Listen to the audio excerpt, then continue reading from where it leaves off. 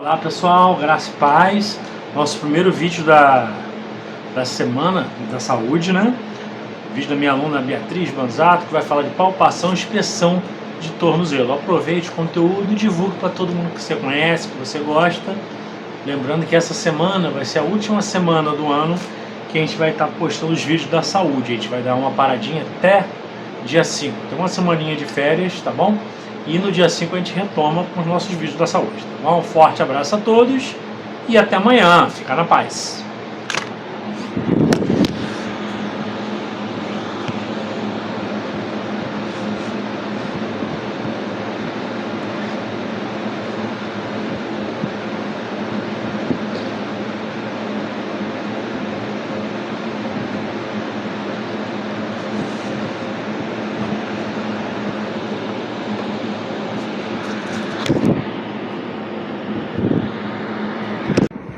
Olá, meu nome é Beatriz e dentro da matéria do professor Décio, a matéria de diagnóstico cinético funcional de membros inferiores e coluna vertebral, eu vou explicar um pouquinho sobre a palpação e inspeção de tornozelo.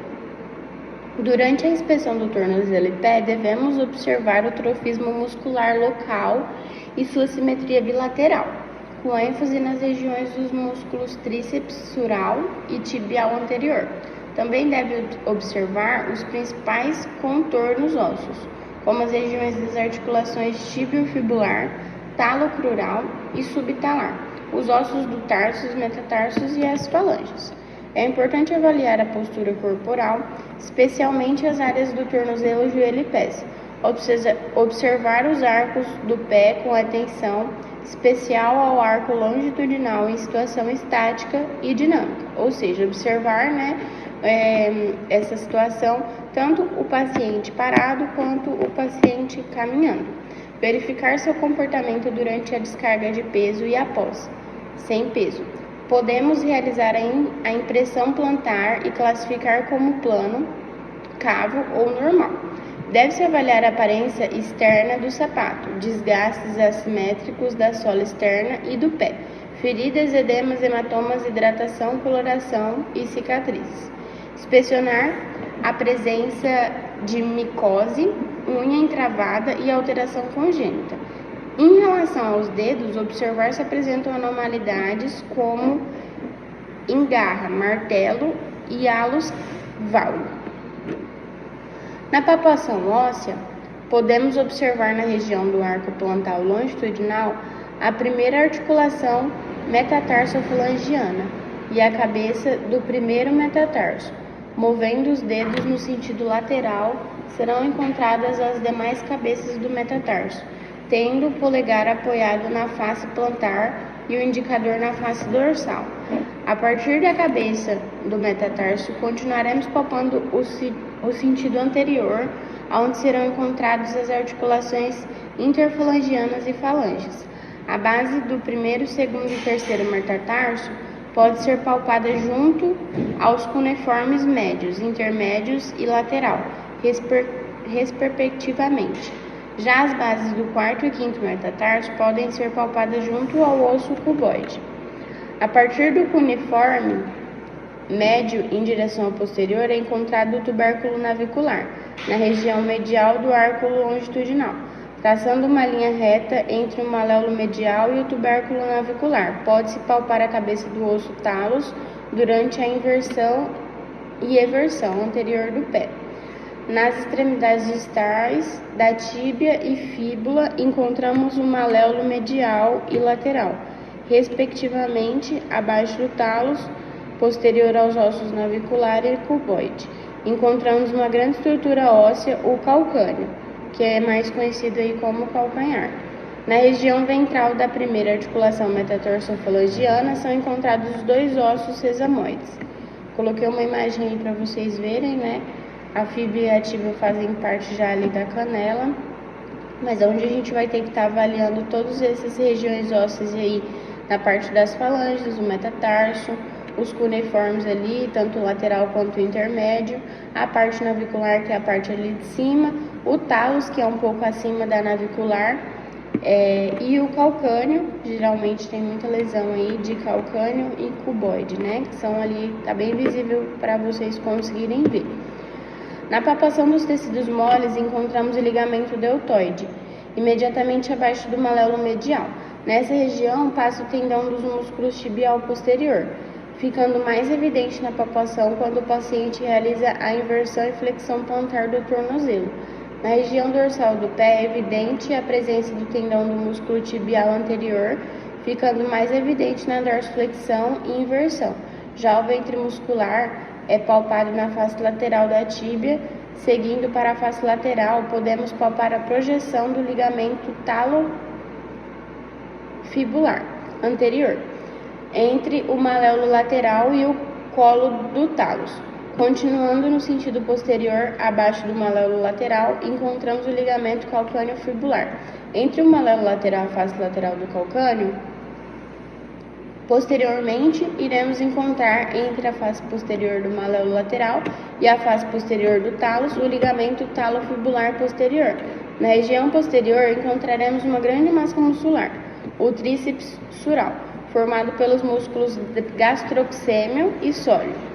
Descendo pelo ventre muscular, iremos palpar o tendão calcâneo, que se projeta para a face posterior do osso calcâneo. Finalmente, na face plantar do pé está situada a aponeurose plantar, ou fáscia plantar, saindo da tuberosidade medial do osso calcâneo, dividindo-se em faixas em direção à fixação da região da cabeça e dos metatarsos. Durante a palpação óssea, é importante localizar, palpar e avaliar a funcionalidade de cada osso do tornozelo e pé, principalmente o talos, que tem importância fundamental para o movimento talocrural e distribuição do peso, e também os ossos navicular e cuboide, que participam da estabilidade do arco longitudinal e no aplanamento do pé durante a marcha. Aí mostra uma fratura no talos, né? Um osso muito importante, porque ele ajuda muito na movimentação e na parte da estabilização, né? De qualquer pessoa aí. Prova de função muscular. A prova de função muscular dos músculos do tornozelo pode ser realizada avaliando os 4 movimentos básicos dessa articulação: dorsiflexão, flexão plantar, inversão e eversão. No caso da dorsiflexão, se avalia em conjunto os músculos tibial anterior, extensor longo do hálus, extensor longo dos dedos e fibular terceiro. Na flexão plantar, se avalia os músculos sóleo, gastrocnêmio, plantar, tibial posterior, flexor longo do hálus, flexor longo dos dedos, fibular longo e fibular curto. Na inversão, se avaliam os músculos fibular longo, fibular curto e fibular terceiro. E na inversão, se testam os músculos tibial posterior, flexor longo do hálus, flexor longo dos dedos, tibial anterior, extensor longo do hálus e dedos longos dos dedos, e extensor longo dos dedos. Esta verificação é utilizada principalmente em pacientes pós-operatórios, pós-gesso e que tenham sofrido alguma alteração traumática do tornozelo. Quando trabalhamos com pacientes com patologias crônicas como tendinites e alterações na descarga de peso do pé, é importante realizar a prova de função de forma individualizada para melhor identificação do fator de causa dessas alterações. Podemos avaliar separadamente os músculos do tornozelo com maior ênfase para aqueles que tenham relação clínica com algum processo patológico. Dessa forma, é importante verificar os músculos tibial anterior, extensor longo e curto do hálus. Em casos de radiculopatia de nervo isquiático, nas compensações nervosas da região lombar pé caído, como também nas tendinites da região dorsal de pé e tornozelo. Deve-se verificar o músculo tibial posterior no caso de alteração na descarga de peso do pé, como também alterações no arco longitudinal. Também deve-se verificar os músculos fibulares longos e curtos, no caso de alteração na descarga de peso do pé e tendinites na face lateral do tornozelo. O músculo tríceps sural, quando tem sua capacidade de força comprometida, promove alterações de marcha com dificuldade na impulsão no final da fase de apoio. Perimetria. A perimetria de perna e tornozelo é indicada nos casos de desuso do membro, por exemplo, pós-operatório e uso do gesso, na presença de edema em tornozelo e em casos de dores e parestesias irradiadas na região da coluna lombar. Para verificar a musculatura da perna, podemos usar como ponto de referência a tuberosidade da tíbia, medindo de 5 a 8 centímetros, depende da altura do paciente. Em relação distal, marcando o primeiro ponto e depois 5 a 8 centímetros para marcar o segundo ponto. Efetuar a perimetria e depois repetir na perna oposta. Com relação ao edema, podemos realizar a perimetria diretamente na altura dos maléolos, comparando os dois tornozelos, né? Exame de sensibilidade. Na articulação do tornozelo, podemos verificar o reflexo de Aquileu e verificar a distribuição sensitiva de S1, L5, L4 no pé e tornozelo. No reflexo de Aquileu, o paciente deve se manter sentado na maca com o membro inferior pendente. O fisioterapeuta vai realizar um apoio no pé pela face plantar com a outra mão, segurando o maléolo no reflexo, deve-se percutir sobre o tendão, gerando uma resposta de flexão plantar. No teste de sensibilidade, o paciente não deve olhar para o local, pé, tornozelo, que o fisioterapeuta realiza o teste, para não influenciar no resultado. Com uma agulha ou um esteciômetro, por exemplo, o fisioterapeuta deve passar nas áreas de dermatomo correspondentes, aguardando a resposta do paciente. Aí eu coloquei, um aparelho que a gente utiliza muito para fazer esse teste de sensibilidade. Coloquei alguns pontos ali que são chamadas de áreas dermatomo, correspondentes, que são onde a gente coloca esse aparelho ali e vê a sensibilidade, desse paciente.